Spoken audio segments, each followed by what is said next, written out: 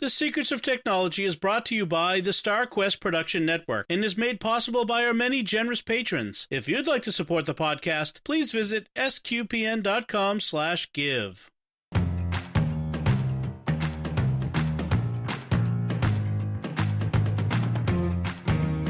Hi, I'm Dom Bettinelli, and you're listening to The Secrets of Technology, where we discuss the technology news that's important to you from a uniquely Catholic point of view. Joining me today on the panel are Joanne Mercier. Hey, Joanne. Hey, Dom. And Thomas Sanjurjo. Hey, Thomas. Hey, Dom. So tonight, this was a topic that we've inspired from Joanne suggested. We're revisiting cooking tech. We last talked about cooking tech, tech in the kitchen 2 years ago, almost exactly 2 years ago. And I just realized it's really timely because we're about to enter into Lent, a time of fasting. So we can Great. talk about food this week, but next week it's right out. So we won't be doing it. But last time we talked a lot about like apps, recipe apps, and a lot of stuff surrounding cooking and a little bit of cooking gear.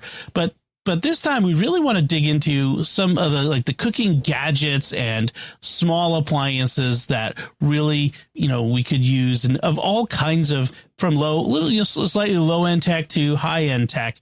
And we may touch on a few things we talked about before, but some of this is a lot of this is brand new to the show. We didn't talk about last time. So just to start, your cooking experience, I just want to hit you both up to see what is how do you see yourself as a cook? Are you are you a foodie? Do you cook to survive? Do you mainly eat what someone else has made? Joanne, how do you see yourself as a cook? 2 and 3. Okay. My mom was not God rest her soul, was not a great cook, but she was a utility cook, a better baker. So that's baking is my jam. That's what I can do really well. My husband took up cooking about 25 years into our marriage. So it's almost 20 years ago.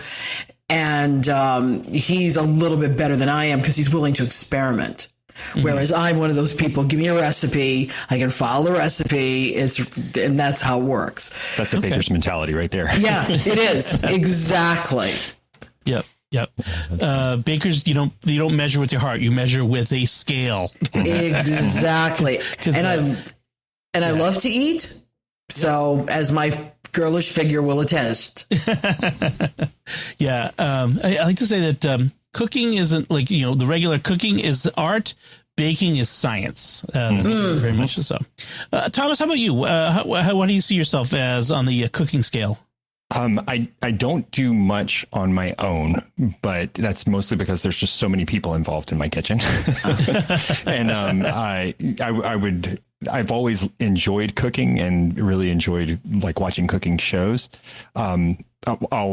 When we get to my pick of the week, I will talk about the thing that really changed my cooking from just being something I enjoy doing to something that I can do really well, so that my wife will turn around in the middle of making a recipe, hand me something to test, and I can immediately tell her what she needs to add to it or change about it to make it taste better. So we have a really good relationship with food that way. Oh, good. And I think I know what it is, and I will agree with you, by the way, on that. But we'll talk about that when we get to picks of the week. Well, and for me, I love to cook. I consider myself a pretty decent cook. I like to follow recipes, but I also like to go with my gut on things and be creative. Sometimes it works better than others, but that's the line you're riding on that, where the risk you're taking. But I love to cook. I love to do outdoor cooking. We've done an episode on grilling tech, which we may revisit again at some point because I've got some new grilling tech I'd love to talk about. But once the season gets here for me here in the Northeast, which is sometime around July, maybe. Just about. But let's get into it. So I want to start with what I consider, and I mentioned this before. One of the indispensable tools of cooking, of good cooking, is a good thermometer, and actually several different kinds of thermometer, but an instant read thermometer is your friend. Whatever brand you get, there's a lot of good ones out there. I think the gold standard right now, to me is from ThermoWorks, the ThermaPen. I've seen this on cooking shows, the big cooking shows. I've seen it, YouTubers, everybody uses these. The ThermaPen 1 is their current brand. It's not cheap, but there's often sales or refurbs, and definitely you want to pick one of those up, something along those lines. And what makes it great is it's not like those old fashioned thermometers. You stick it in, you got to wait for the temperature to go up. It's instant. You put it in, you know exactly what the temperature is. So, that's important especially when you're cooking meat. You want to make sure the meat is the right temperature. It's safe to eat, that sort of thing. But for a lot of things, whether I'm, deep frying or whatnot, an instant read thermometer. But another one I love is, and all three of these, by the way, are going to be from the first three are going to be from ThermoWorks. I've just really settled on them as a great provider of this sort of thing. Mm-hmm. Is what I call a leave-in thermometer. This is a probe thermometer where it's the probe goes into the meat, usually meat, and it's got a long wire that comes out from the oven, meat that's going in the oven, and then it hooks into a little device that will sit on top and tell you what the temperature is, and we'll often have a timer and stuff. The chef alarm from ThermoWorks is great. I have to tell you, I have a carrying case with all my different thermometers in it as a barbecue fan. So I'm only giving you a sample of a couple of the different ones, but the chef alarm is a great one. It's $65. It has one probe. You can put it into one piece of meat at a time, that sort of thing. But it'll give you a low temperature alarm. So if it gets too low, or if you're freezing something, or if you're cooling something off, you could use it that way too. It also has, of course, a high temperature alarm. It will show you the minimum temperature, like the lowest the temperature has been, as well as the highest temperature it's been. It gives things are going up and down in temp, and a timer and that sort of thing. So really great. This one, that's only about $65 brand new. So that's pretty good. And then, especially for barbecue, but even for other things, a remote thermometer is excellent. And I have the ThermoWorks Smoke remote barbecue alarm thermometer, but nothing says it has to be for barbecue. You could put it in your oven, use it in your oven. Mm-hmm. This one has two probes two probe ports. So you can have two different pieces of meat, or if it's one really large piece of meat, or say like a turkey where you want to be checking both the breast meat temp and the dark meat temp at the same time, because those should be two different temperatures. And then it has this little remote device that connects to it via radio that you can take with you, and it's got a pretty long range. And so whether it's on the barbecue out in the backyard and you're in the house where it's nice and cool, or you just got something roasting in the oven and you're sitting in the living room watching the game, you can monitor the temperature from a distance, and it's got all those same alarms and that sort of thing. The other nice thing is if you use this with the barbecue, you can get a external temperature probe, which is it monitors the air temperature inside the barbecue, mm-hmm. which is important for smoking meats and that sort of thing. So it's a nice way to monitor that. So those three I think are great. If you're only going to get one, definitely get the instant read pen type thermometer. But the other ones are great. And then a fourth thermometer this is a really interesting one, because it's not just really it's not for really measuring the temperature of food, but for other things. And that's an infrared thermometer. And I know that ThermoWorks sells one, but I have one from E-Tech City, which I got on Amazon for $19. And it basically, you point it at something, it shoots a little like laser dot at it so you know where you're aiming, and it tells you what the temperature is. And you can, the further away you are, the wider of the area that you're measuring. So you definitely, usually want to get a little close. But you can see how hot your griddle is. You can measure the temperature of, of a pan. I sometimes use it when I'm trying to figure out what's wrong with my home heating system, and I'm pointing it at the blower. Like, is it, what's the temperature, hot or cold coming out of the vents? You'll find uses for it. It's actually really great. Just the other day I had an HVAC technician here at my house, and he's like got his hand up to the vent trying to figure out what the temperature is. And I'm like, do you want to use my infrared, thermometer? It'll do the job a lot better than the back of your hand. Those are the like four. Do you guys have thermometers that you use on a regular basis or anything like that? Yeah, we have. I bought Kevin a couple of years ago for Christmas the lava tools. Okay. Yeah, digital instant, and he loves it, and we both do, because now there's no more arguing, about is this cooked or not. Let's stick it in and find out. This is you go in and that chicken breast is 165 or that steak is 128. Just exactly where you want it.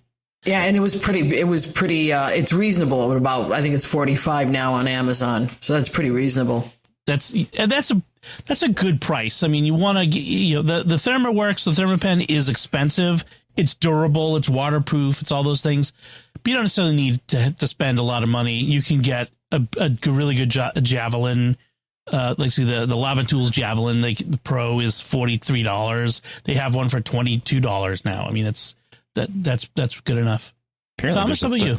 Apparently, there's a ThermoPro on Amazon that's the combo where you get the infrared and the stabber all in one. So I might actually end up going for that because I've been looking for an infrared for a while. We had one for a bit and it was great, and then I think it got dropped one too many times. So oops. in the market for a new one at this point.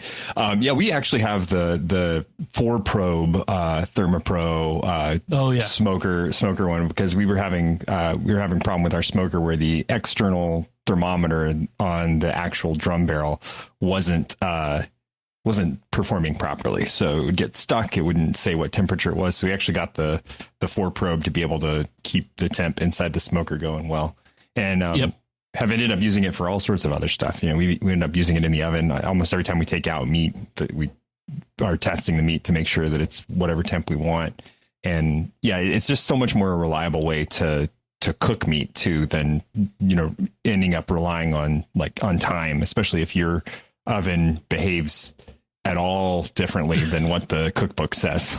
Yeah, that's like mine. Yeah, Lord knows it says set it to 350.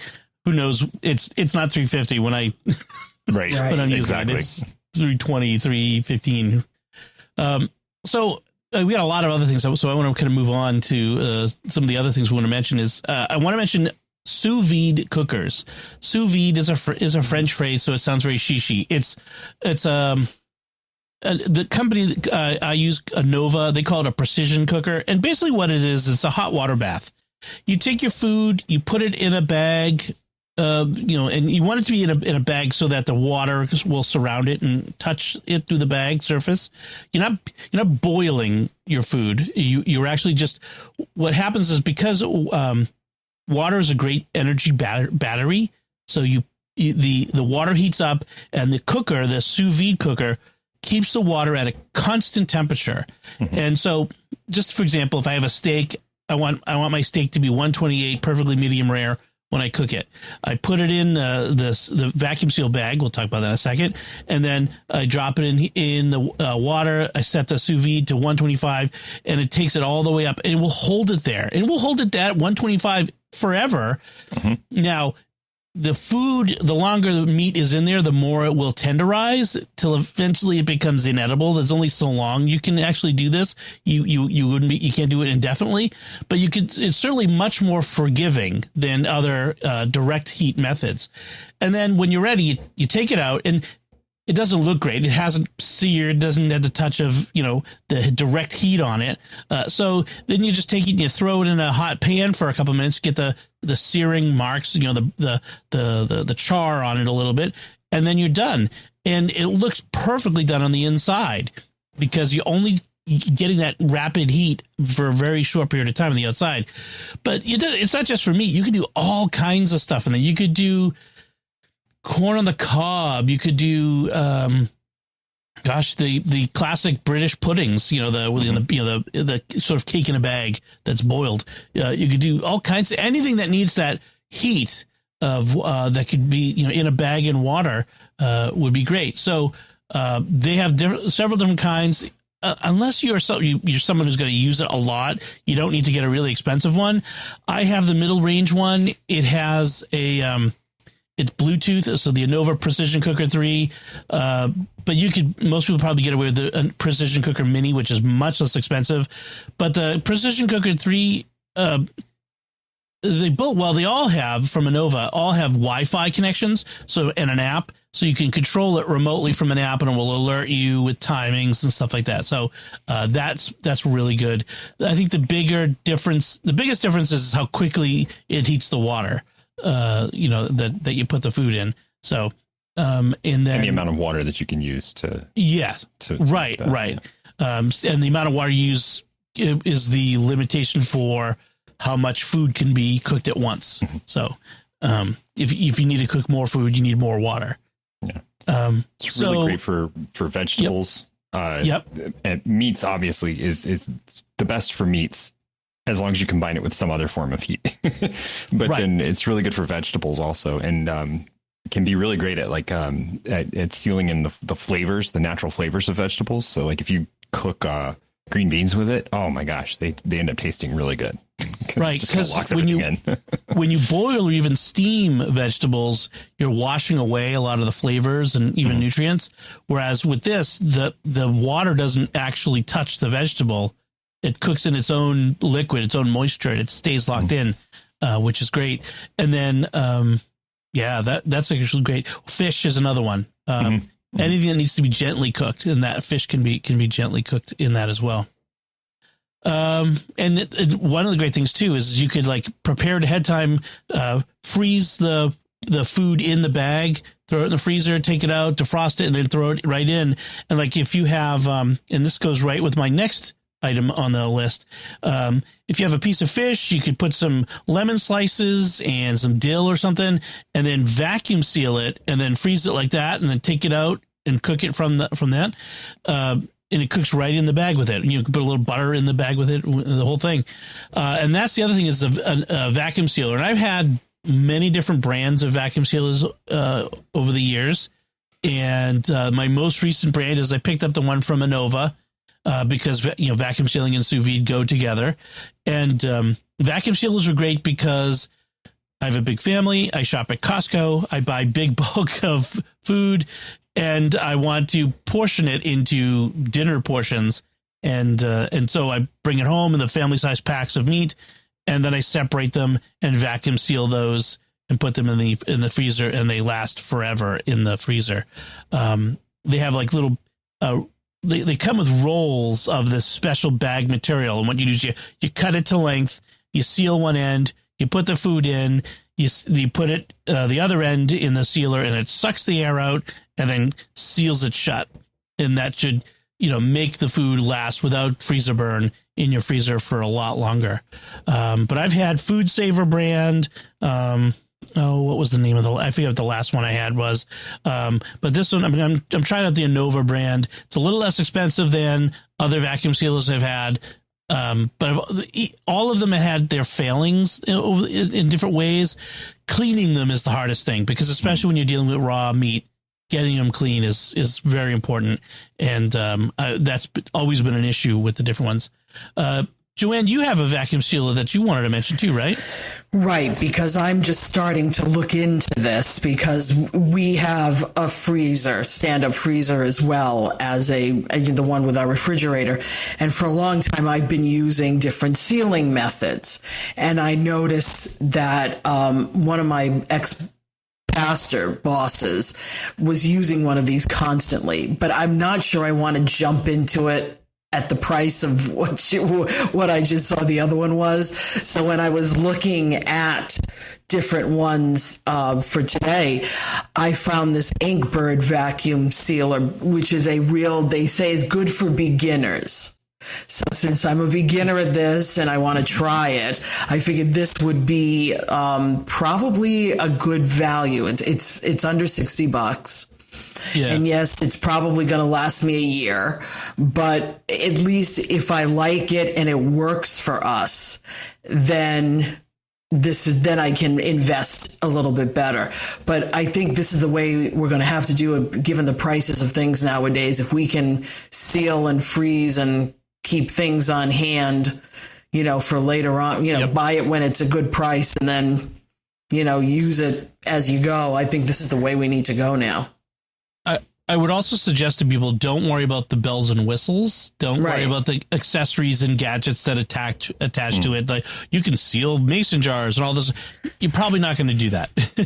No, my days of canning stuff are over. Right. I gave away all my mason jars. But no, this one looks like a very basic, it'll do these 5 things. That's it. And I'm like, yeah, okay, let me try that. Yeah, that's the way to go. You can also, some people go high end. They go with these chamber vacuum sealers, which look really awesome. That's kind of what they use in the commercial level. They really like that. You don't need, if you need it if you know you need it. Let's put it that way. Like, right. If you don't know that you need it, then you don't need it. Like, there's a certain use case. Yeah. You're not at that industrial level yet.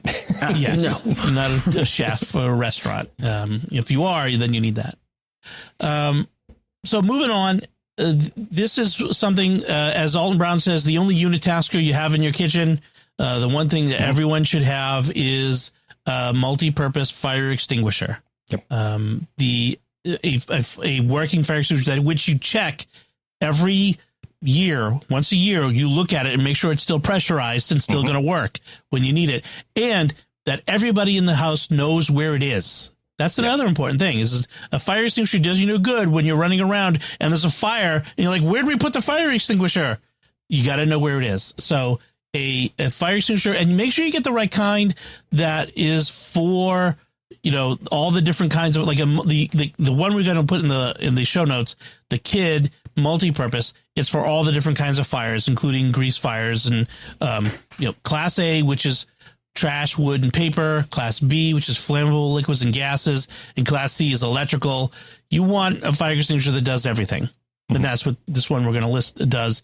But, any decent fire extinguisher will do. Just, make sure Kid is a brand name that you'll know. So definitely a good fire extinguisher. And again, everybody, including the kids, needs to know where it is and how it works.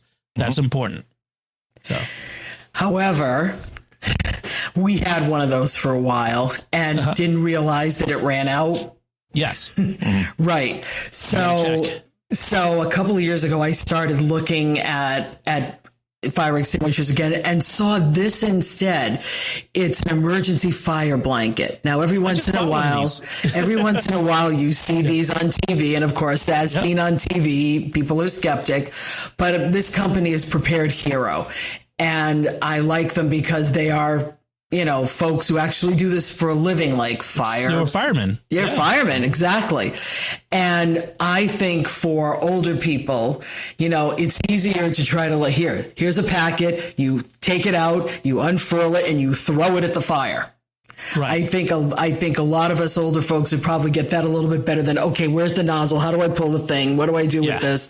So this is something that I've started to invest in, and you can have them in different rooms in the house too, because I hate to tell you, because I use things like hair dryers, and I've had a hair dryer explode on me. Oof. And I have straightening irons. Those things can catch fire, or any of these lithium ion battery things that we have. Yep. A blanket like this upstairs, if something happens, you can throw over, is going to save you a lot of heartache and grief.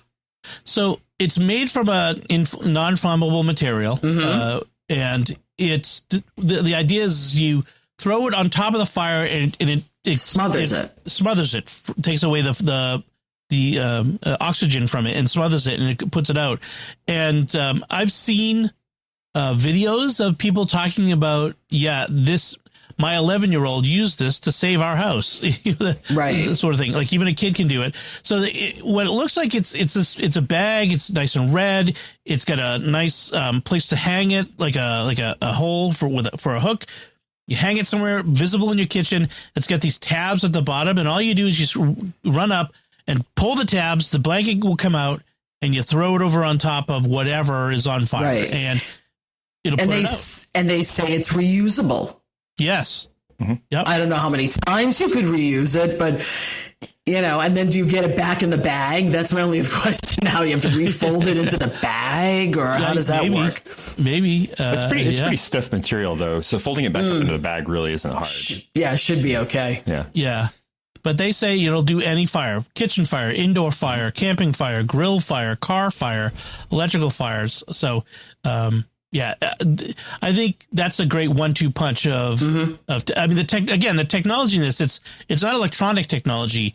It's technology of the fabric that making it. I'm not sure what it's not asbestos, obviously, because that they don't sell asbestos, but it's whatever that it might be. Maybe it's Nomex. It's the Nomex is what they use in the race car drivers, their fireproof suits. Oh, so I okay. wonder if it might be Nomex. Maybe. So definitely, those are two things you definitely of this. If you buy nothing else on that we talk about, have that. Right. Yeah. And the price for the blankets is really not that bad. Like, oh yeah. And they sell them in multi-packs too. Yep. If you buy a pack of 4, it's $20 each. That's, whereas a fire extinguisher is like $25. So it's right, in line with that. So let's talk about some more kitchen gadgets. Indispensable, especially if you're a baker, is a kitchen scale. I use the OXO Good Grips 11-pound scale, so it'll weigh up to 11 pounds worth of things. Stainless steel, which is nice, makes it easy to clean, especially when you're weighing meats and other things and get it gross. This also has a removable top tray, so you can put it in the sink and wash it. And I love the part which it has a pull-out display. So if you have a really big bowl, for instance, sitting on it, you ever try to weigh something and you're like, you crane your neck so you can look under the bowl at the display. The display pulls out on a wire so you can actually see it from underneath. So the OXO Good Grips. OXO Good Grips is great for a lot of different kitchen gadgets. So, but this one's pretty good. Joanne, but you have one that you like, right? Yeah, this one intrigued me. Although I love OXO products, but this one intrigued me because it's the Fradel digital kitchen food scale with the bowl. So what it is it's a stainless steel bowl that looks like it sits in another container, and there is the handle is actually the scale. So you're putting, so it's a twofer. You're putting things in the bowl and using the bowl, and you can take the bowl out, and the bowl out has its measuring, lines in it, so you can figure out where you're going, and it's all in one. That's what intrigues me about it, because and it already knows the weight of the bowl, whereas the other ones you don't have to figure out the weight of the bowl. So I said, ooh, this is a gadget I can get behind, and it's in my cart right now, because I think, it's a smaller bowl, yes, but I think it's something that is useful in baking purposes for me anyway, because I can use one bowl, wipe it out, put more stuff in, wipe it out, and still be measuring. Right. So I might get this as an addition to my regular scale, because sometimes I want to weigh things that are bigger and flat, they need a bigger flat surface. But if I'm measuring like a bunch of dry ingredients for a recipe into one container, this is the one container that I could be using. Yeah, that's actually that's an interesting idea. If you're curious what we're, if our description doesn't adequately describe it, we'll have links to everything in our show notes. So just go to our show notes at starquest.fm/TEC290, and you'll find links to everything we talk about on today's show. So scales are good. Those are important, useful for different things. Another thing, I'm going to venture to say that nearly everybody's kitchen has dull knives. Dull knives. Are the most dangerous knives. So I'm going to suggest from Chef's Choice. This is not inexpensive, but the Chef's Choice electric knife sharpeners, because you could buy a sharpening stone and do it yourself and all that sort of thing. By the way, the honing stick, that metal thing that the chefs look really cool rubbing their blade across, that's not sharpening. That's called honing. It doesn't make your blade sharper. It just it hones the edge of a sharp blade. So don't bother if your blade's not sharp. But that said, Chef's Choice has a whole variety of electric knife sharpeners that take your blade and make the right angled sharpening on it. Because I don't want to get into all the differences of knife blades, but there's an angle at which a blade is sharp. 15 degrees, 20 degrees. It depends on what kind of blade it is. And so it does it for you, basically. Now, again, these aren't cheap. They're over $100 each of these. There are cheaper knife sharpening, non-electric ones.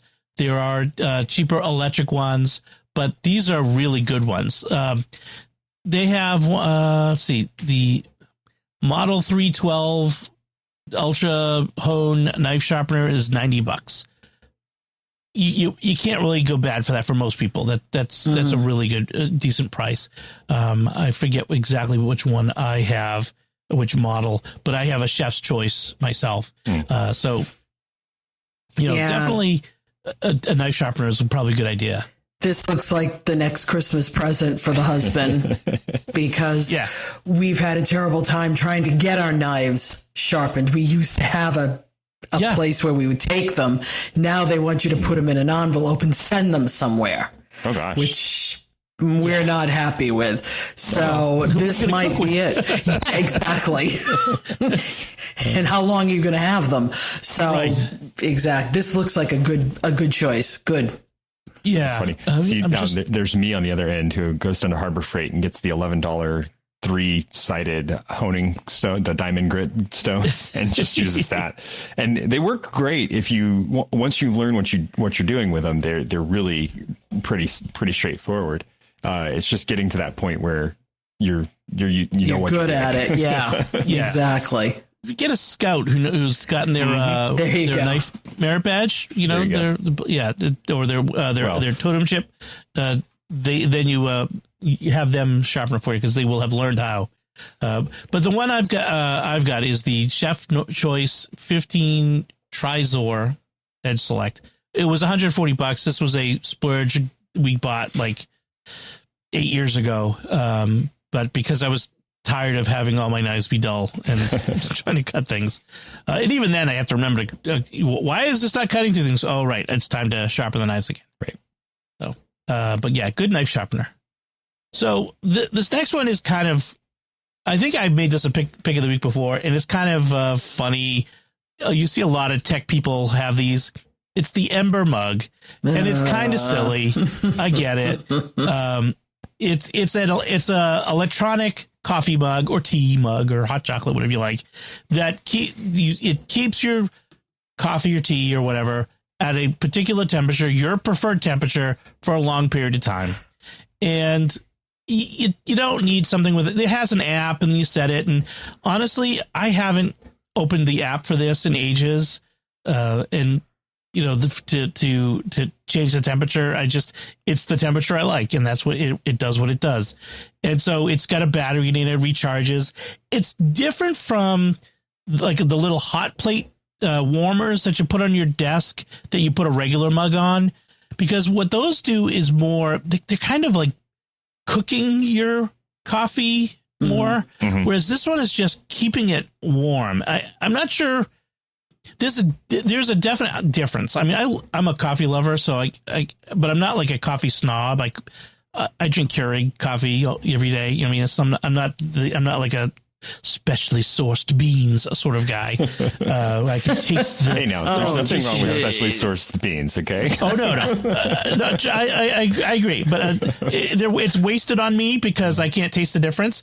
I just love a good cup of hot coffee, and these work really well for that. Apart from the app, Bluetooth connected aspects of it. I just can't justify the price.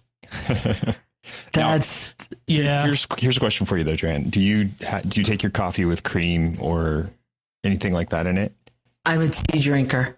Oh, okay. But same principle there too, because this is the thing that really shocked me about the Ember mugs and what Dom was saying about it keeping things warm. Mm-hmm. It doesn't curdle the cream inside of the coffee. Okay. Which is really impressive because that's something that that a lot of the other ones will do. And so whatever they've done, the way that they've built this thing, it does a really good job of maintaining the warmth without actually boiling or overcooking the coffee. Yes.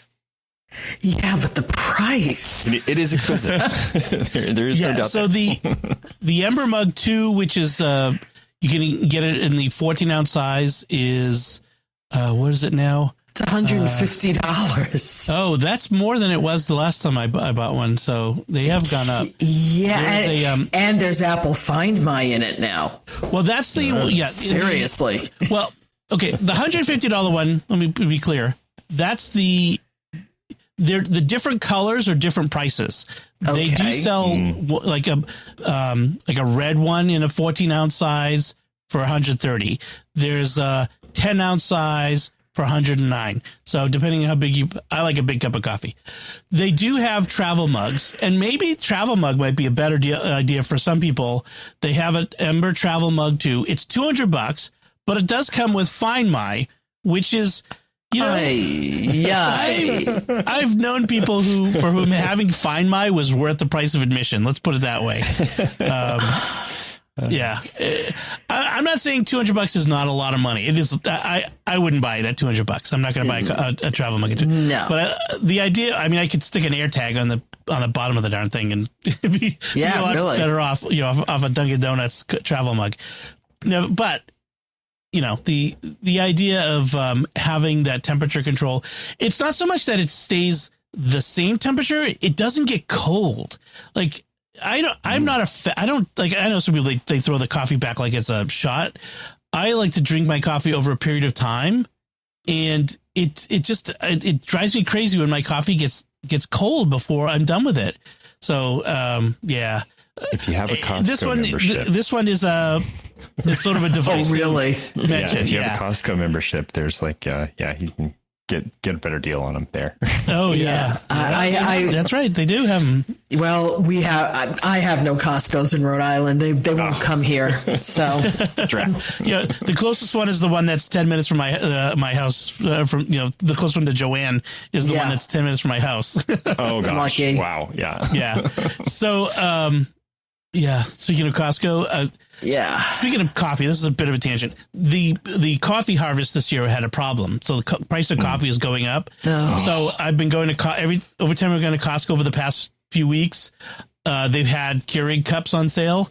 I have a wall of Keurig in my pantry where I have like 6 months worth of coffee that I've stockpiled because I keep buying it on sale. So just so you know, it's a little tip for folks. Go buy your coffee now before it goes up.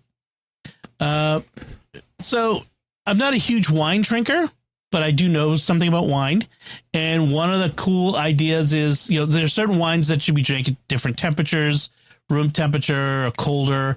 I threw this one in there because I like the idea of it. The Oggi, it's Italian, so it's probably Oggi wine cooler with freezer inserts. And so basically it's a wine bucket, and it's got these ice packs that are curved to go inside the cooler. And then you put your bottle of wine in there, you put some water in there, and then you put these ice packs around it, and it brings it down to a particular temperature. It's not electronic. There's no gadgets in it. It's just, it's the technology. The technology is about 1,000 years old, but I like the idea. There are other wine coolers that are electric and the battery powered, and they do all that sort of stuff. But I like this. It's simple. It's straightforward. It looks really nice. I'm not sure. It looks really nice. Like, it looks elegant. Yeah, it's something you would want to hold your wine in while you were waiting to drink your wine. And it's $30. You know what I mean? It's like, it's not a break the bank. It's a nice it'd be a great gift for someone, who likes wine, that sort of thing. So I thought I'd throw that in there. Joanne, I like your next pick or next one on the list that you put here. Tell us about this. And of course, when I told my husband about it, he went, "Oh, gee, you're kidding." This was a teak house reversible edge grain cutting board with a tablet slot. Now, sometimes you can't figure out where to put that iPad when you're trying to cook from a recipe. So here's a cutting board that actually has the slot you can put your iPad in. My only problem with that is you would then have to take the iPad out of the case. Right. In order to get it in there, because I'm not quite sure. But the board is actually a good quality. It's teak, and my husband was explaining to me tonight that teak right now runs 1 foot board, 1 foot board length, which would be 12 inches, and then an inch and a half thick is $25. Mm-hmm. Right. This is a 20-inch by 15 by 1.5, and it's 140. But a good 104. No, I thought it was 100. I thought it was 137. It's a bargain. It's $104. Oh my God.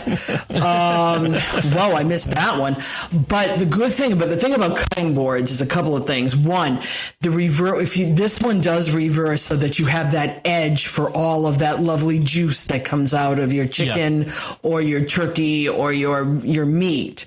So to have that, you don't want your tablet in there when that's happening. Yeah.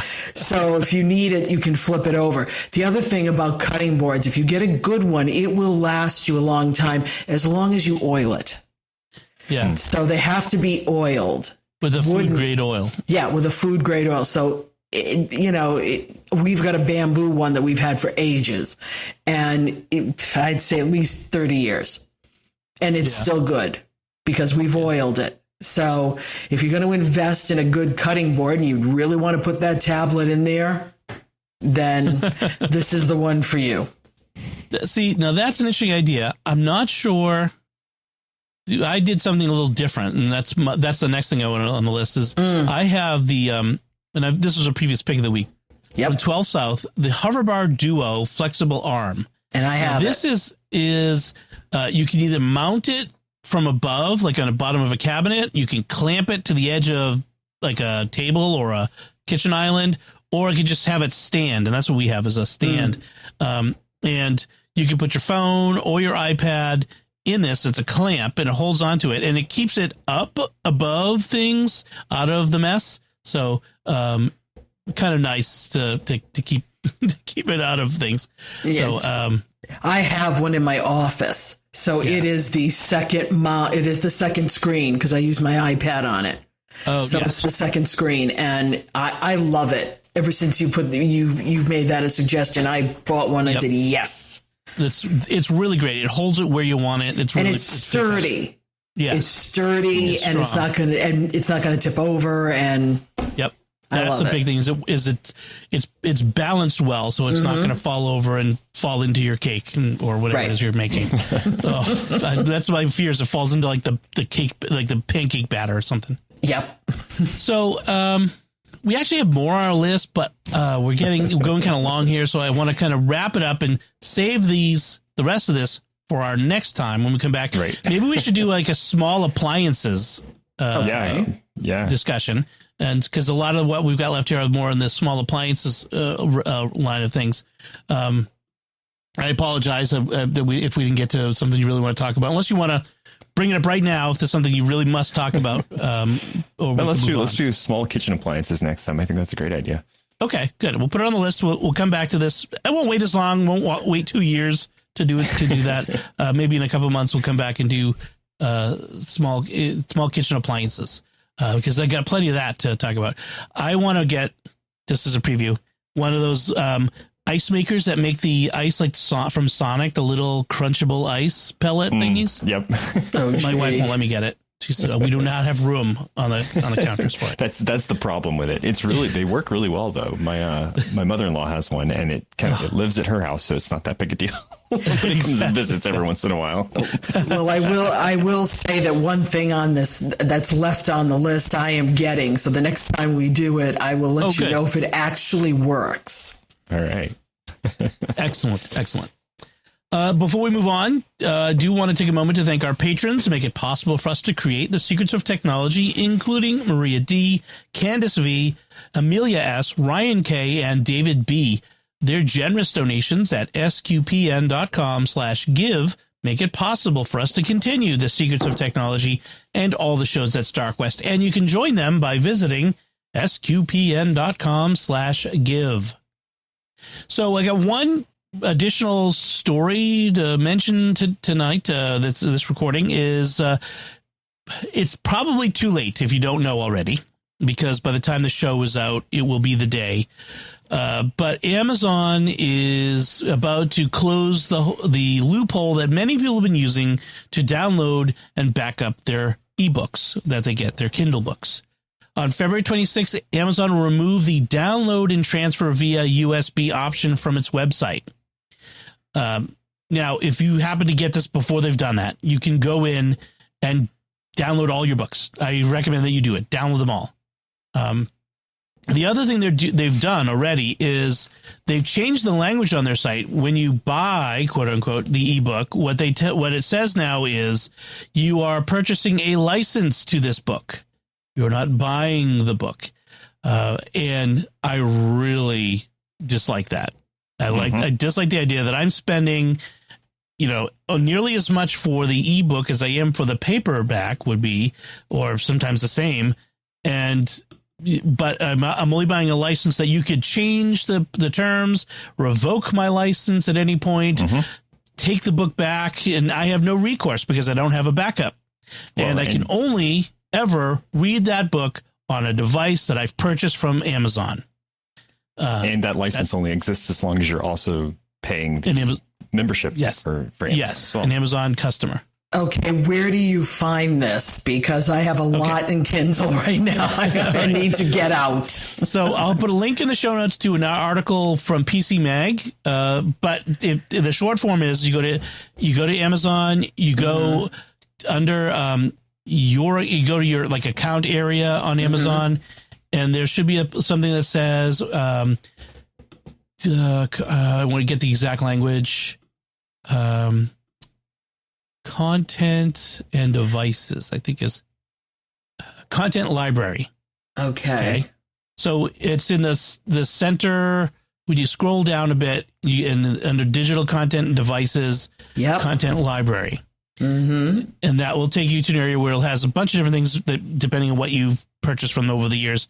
But under books, and then you'll see your list of books. I have 936 books. Luckily, I've been downloading my books all along and saving them. So I didn't have to go back and rapidly download 936 books. I hope you don't have to do this yourself, because you have to do it one at a time. That's fine. So you'll see a book listed. To the right, there's a drop-down menu. And then the second item is download and transfer via USB. And then you can do that. So, but you're not done when you've done that, because that burns the serial number of your Kindle device into the download. So you can't just move that somewhere else. You need third-party software to do that. I've previously mentioned a piece of software called ePubOR Ultimate. I'll put a link in the show notes, that allows you to strip the DRM for your personal backup purposes. I'm not giving you this information so that you can commit a sin or break a law. Don't steal, because the person you're really hurting is the author of the book when you steal the books. But this is so that you can back it up and use it as you will. But they offer they'll walk you through the steps you need to take in order to DRM the book and allow it to transfer to another format. And then there's another program called Caliber, where that's where I upload once I've DRM'd it, I put all my books in this software, and then it allows me to organize, catalog, and convert that to other formats. So if I want to put it as a PDF or a EPUB on my app, on my iPad in Apple Books or what have you. Now, I've decided personally that I'm no longer going to, after 30 years of buying books from Amazon, probably 25 years of buying ebooks from Amazon, I am no longer buying books from Amazon. Now, I buy a lot of ebooks from Amazon, but I'm no longer buying ebooks from Amazon. I'm going to be buying, for me, from Kobo.com. They have pretty much the same catalog, mostly, apart from some independent authors who sell through the Kindle independent author program. But independent who authors this decision is going to hurt the most, honestly. Yes, exactly. Which I hate, but that's right. The way it is. Hopefully those authors are also selling these books from their own website, which usually when they do so, they sell them without DRM. So you're probably better off anyway that way. Right. But so I'm going to be buying from Kobo, and the EPUB software converts the DDRMs to Kobo already. So that's not a problem for me. So I'll be able to continue to back up my books and read them wherever I want. Father Joseph has previously, one of his picks of the week was the Books BOX tablet. It's an e-ink tablet that he uses for various things, including reading. If you don't want a Kindle, that's a nice alternative. Kobo also sells e-readers as well. So that's something to look at.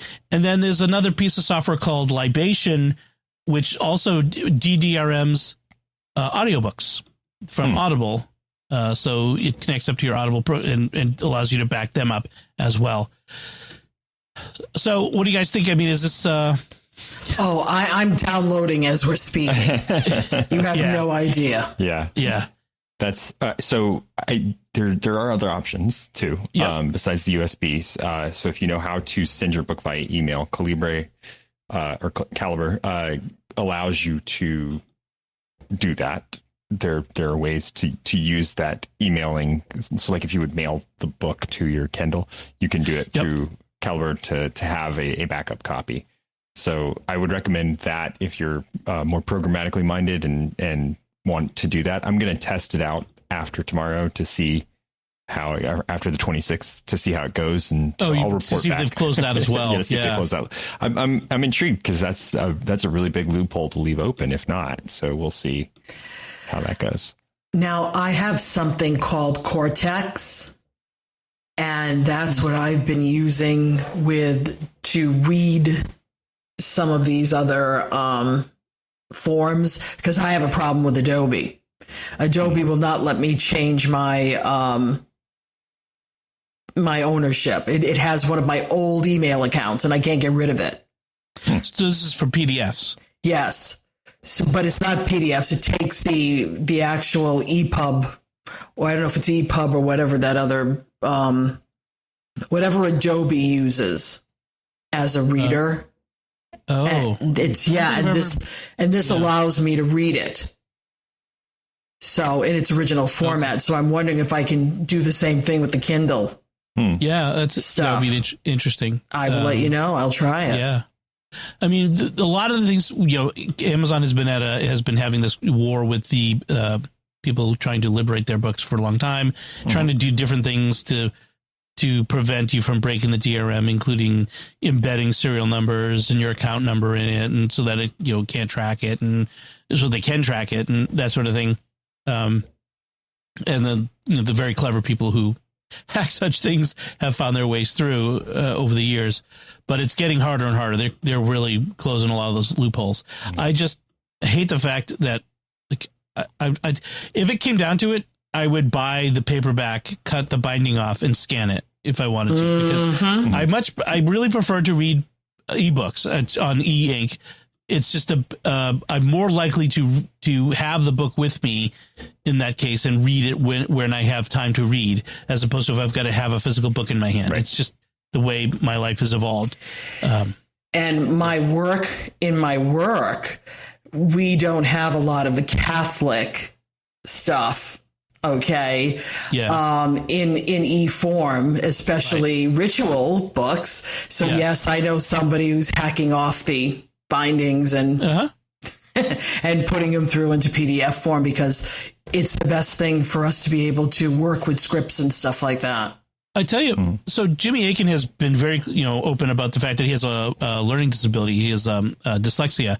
So reading books is difficult for him. So he prefers audio books.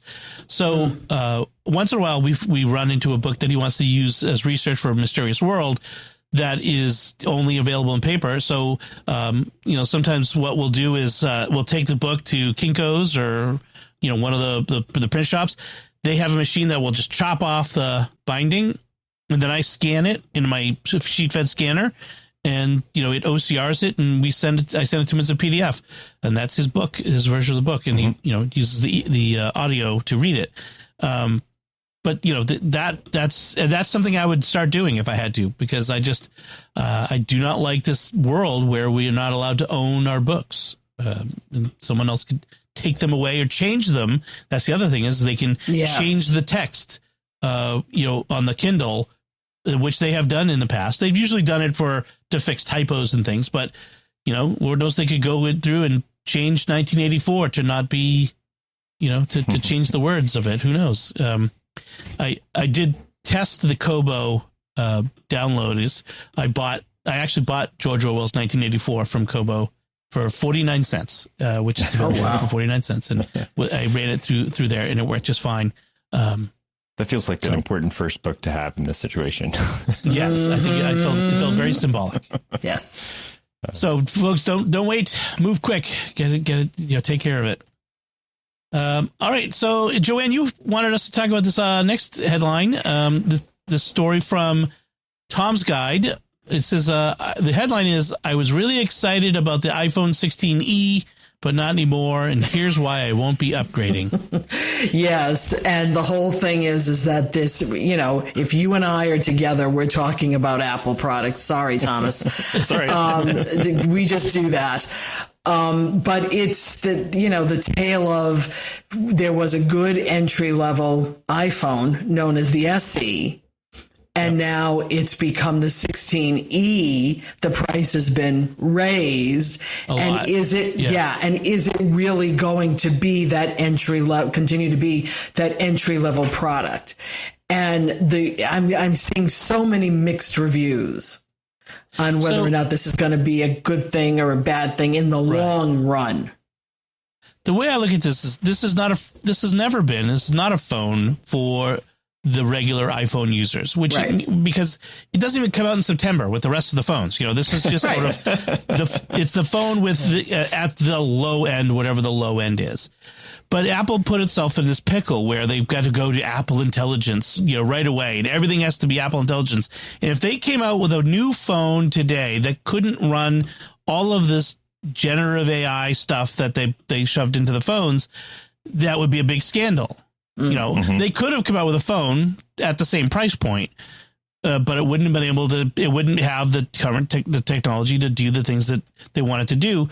So they kind of bit the bullet, and they said, we're going to make the lowest end version of a phone that can do the Apple Intelligence stuff. So it doesn't even have MagSafe.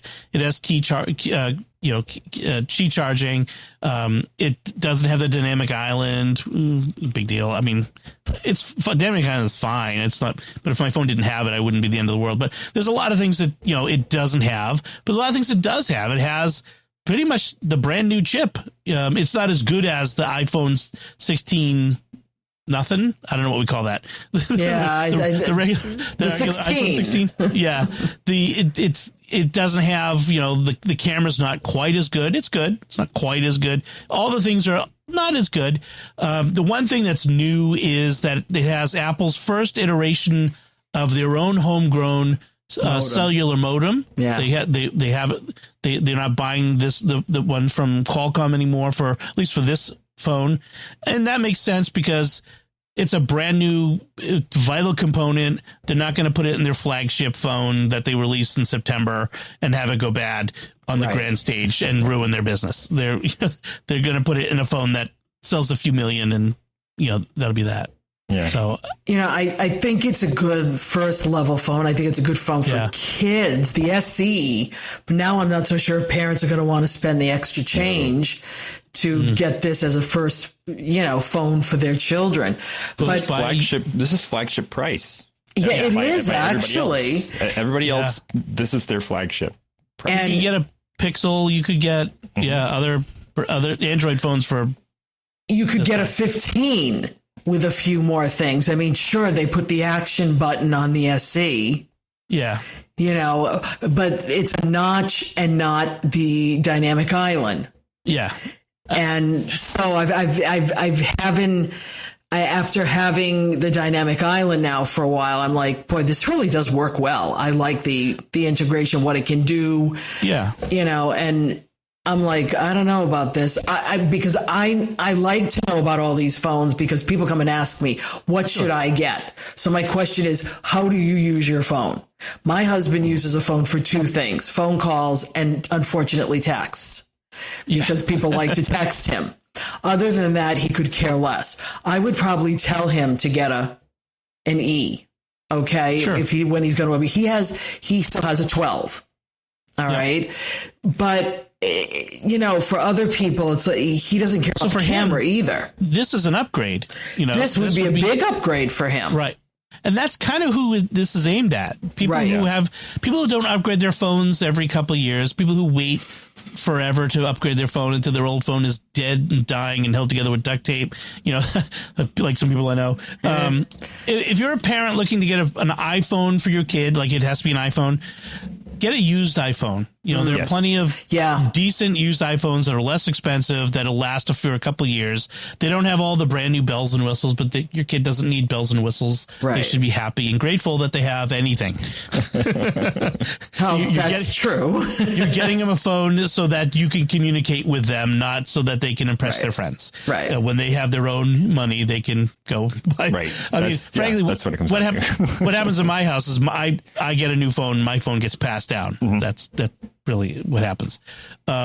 So I think this phone is for people like your husband, Joanne. Right. People who don't care about having the latest and greatest. They just want to have a phone.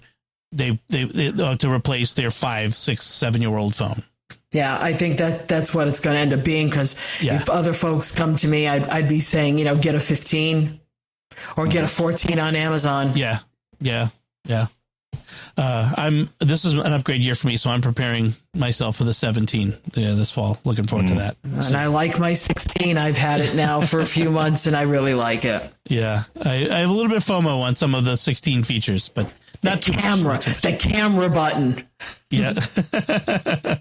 My wife hates her camera button. She's constantly accidentally activating it. Yeah. I had to turn her off for her. It's great. I mean, it's so much better. So you guys are so funny. Like, I'm actually looking at jumping ships. I'm not even going to, I have a Pixel right now. I'm thinking about moving to something else for my next one. Non-Pixel. Non-Pixel. Yeah. Non-Pixel. Completely off the board. I was super excited about it, but it just didn't live up to the hype, in my opinion. Interesting. Yeah. There was a time when I was thinking, oh, maybe I should, maybe I should have an Android phone to see how it works, just to, and I looked at the Pixels, but I never pulled the trigger on it because I just, And my husband keeps threatening, why don't I just get an Android phone? It's a lot cheaper. And I said, and you will not have your built-in help desk. So it's up to you. You're on your own. My sister is the one person in my family who has an Android phone. She's the green bubble that ruins every text conversation. Like, we ended up having to use WhatsApp because of her, because we were tired of getting postage stamp videos on our phones and stuff. It was annoying. That's unfortunate. So, all right, let's move on to our picks of the week before we drive people crazy with our iPhone talk. Joanne, why don't you go first? What's your pick this week? Well, because I'm using it for work and I am preparing a Bible study based on this, I figured, and we also have a quasi semi-series on SQPN called The Secrets of the Chosen, I picked the Chosen app.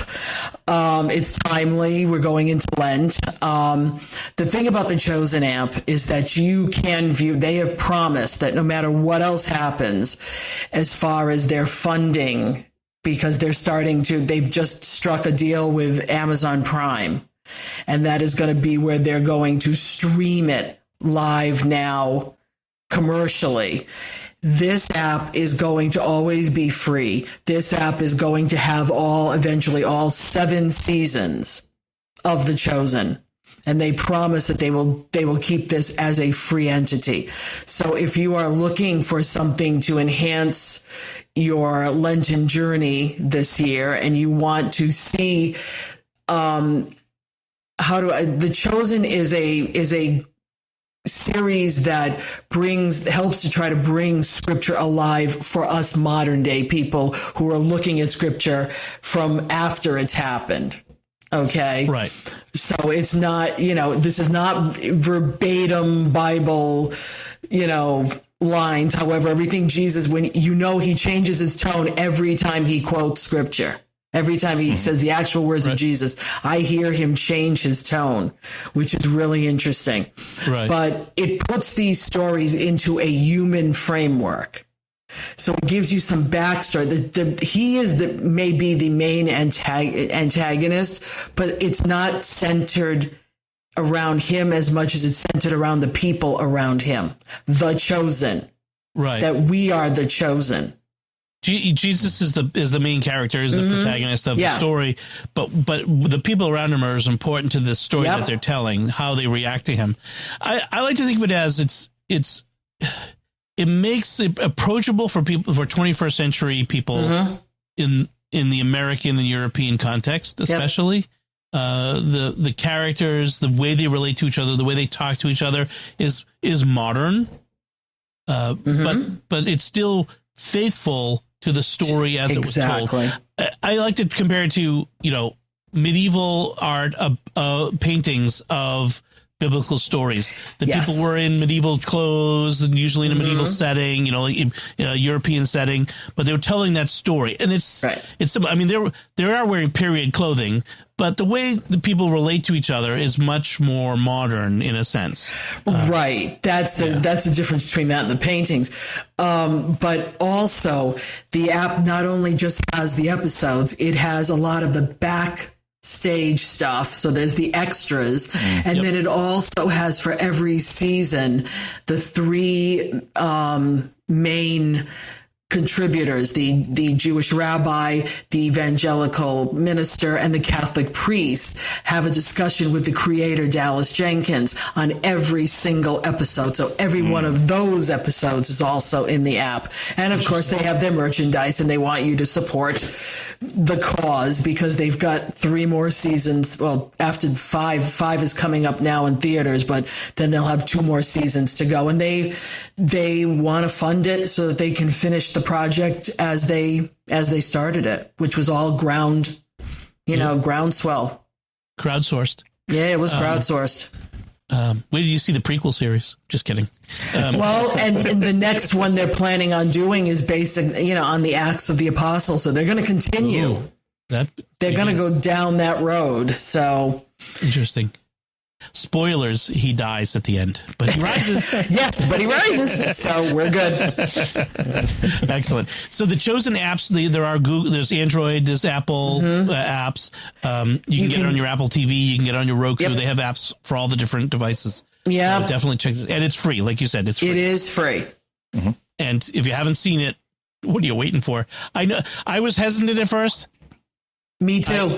I was telling Joanne earlier, I cry every episode. I'm Italian. It's like, oh my goodness, he's so wonderful. This is so beautiful. And I'm going to be a mess when it's the crucifixion. I'm just going to cry for 8 hours watching all 8 episodes of that season. I was hesitant too because of what I do, because I've seen all kinds of versions of things, but this is really reaching people again in our 21st century world. And you know what? Anything that will bring people to Christ in a authentic way, I'm all for. Yeah. Yeah, definitely. Yeah. Very good. Well, and Rumi spoke at the Eucharistic Congress too, and he did. Jonathan Rumi, yeah, he did a fantastic job with that. He's Catholic. He is Catholic. He's by the way. Catholic. Yeah. Remarkable find in him. He is a remarkable person. Having to be Jesus for a generation of people, like Jim Caviezel had to be from the Passion of the Christ, that can't be easy because it must be incredible pressure to be a good person. You know what I mean? Right. We all have off days. Right. You don't get to have an off day when you're Jesus, quote unquote. So yeah, pretty amazing. He's lived up to the hype. So Thomas, what is your pick this week? So my pick is the kitchen tech that you really need is always the recipe book. This is not a recipe book. However, this will fundamentally change the way that you think about and approach your kitchen. The book is Salt, Fat, Acid, Heat by Samin Nosrat. So you may recognize it if you're a Netflix.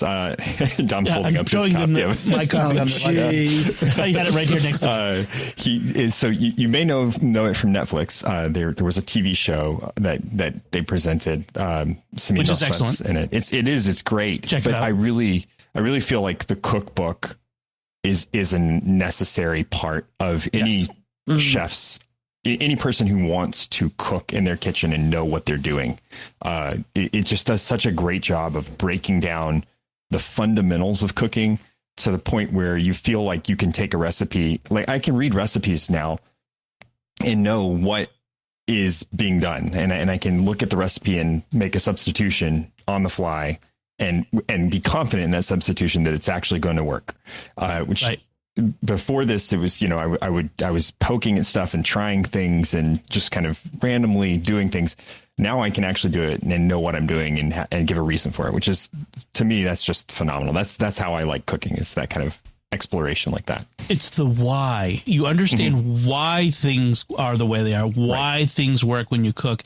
And that unlocks the ability to not follow recipes, but make new things. That's the next level of cooking is, to be able to take ingredients and make something wonderful out of it because you understand how things go together and what works.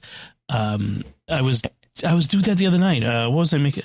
I had like avocados that were like, they were just right at the edge. Like they're perfect today. They'll be black and gross tomorrow. So I'm like, gotta do some of them. And so I, cut them open. I know I need some acid. So I'll put some lemon juice in. I need some salt on this. And what else can I put in? And, and it's like, when you understand why these things work, and she does a great job in this book. I'm a huge fan of salt, fat, acid, heat, of breaking it down. And really, salt, fat, acid, and heat are the key components of good cooking. And she really does a great job of breaking down and walking you through and giving you rules to follow and then break at times. Sometimes it's important to know when to break the rule. And I would say anyone who has any kind of dietary restrictions in their house. So somebody who's allergic to something. My wife's allergic to garlic, so we have to drop garlic from all our food. And it's such a killer because there's so much stuff that has garlic in it. And garlic is such a key flavor component to so many things. Yes. Knowing how to drop back and make a substitution and replace that with something that's good. And it even goes beyond just the salt, fat, acid, heat. So she kind of adds in there, like, what is a good fat? What counts as an acid? It's not just, a citrus. There's plenty of other things that count as acids. And so knowing, the garlic in this particular recipe is working as the acid. Now I can, change it to this other thing. Or in this recipe, it's working more as a fat. I can change it to this other thing and get the same. I cannot praise this book enough. I love it. Definitely a part of a good shelf of cooking books. And buy this as a hardcover. Like don't do the ebook. This is one of those ones you want to have as a hardcover, put on your shelf. I've stopped buying cookbooks just because I found that I wasn't using them as much. I sometimes get them as gifts still, but this is one I asked for Christmas a few years ago. Definitely. Excellent. Very good. So my pick this week is an app for you Mac users. If you are using Mac OS Sequoia, you may be getting regular pop-ups once a month asking you to reauthorize permissions for screen recording apps and apps that you didn't know were screen recording apps sometimes. But if you use Zoom or anything like that, that a bunch of it's a pain because you can't just say I just let it be. I will give you permission forever. No, you can't do it. Until now, this programmer who was also fed. It's great to be a programmer because you can fix your own problems and help other people at the same time. He came up with this app called Amnesia, which makes the Mac forget, stop asking you, or forget to ask you to renew these permissions. It blanket sets the permissions for these apps and stops asking you. This is one of those things Apple's trying to do to help people to make your Mac more secure, so that, are you sure this app is still out there? It's still doing this particular function that could compromise your privacy. I know, it's Zoom. Like, it's what it does. Like, you don't need to keep asking me that this is supposed to do that. So it's free, although he asks for donations. And, why not? Give the guy a donation. He did you a great service to prevent you from having to deal with this. Or is it free or is it a price? I think, it's a name your price, but it starts at €4, I think is what it is, which is $4 for this, to remove the pain of this thing. So definitely, give it a look-see if you're a Mac user. Get rid of those annoying pop-ups. All right. So that will do it for our picks of the week, and that will do it for our show. We would love to hear from you, what you thought of any part of our discussion or any feedback you'd like to give. We like to hear from you you can comment on the show at sqpn.com/technology. We're at the StarQuest Facebook page, facebook.com/StarQuestMedia. You can send us an email to technology@sqpn.com. Visit the StarQuest Discord community at sqpn.com/Discord. You can find links from our discussion and our picks of the week on our show notes at starquest.fm/TEC290. That's TEC290. We really do appreciate it. It really helps a lot if you would write a review in Apple Podcasts, give us a star rating, recommend the show to someone else, or any way you can spread the word about the show. We really do appreciate that. And then until next time, Thomas Sanjurjo, thank you for joining me and sharing the secrets of technology. It's been great. Joanne Mercier, thank you as well. Thanks, Dom. And once again, I'm Dom Bettinelli. Thank you for listening to the Secrets of Technology on StarQuest.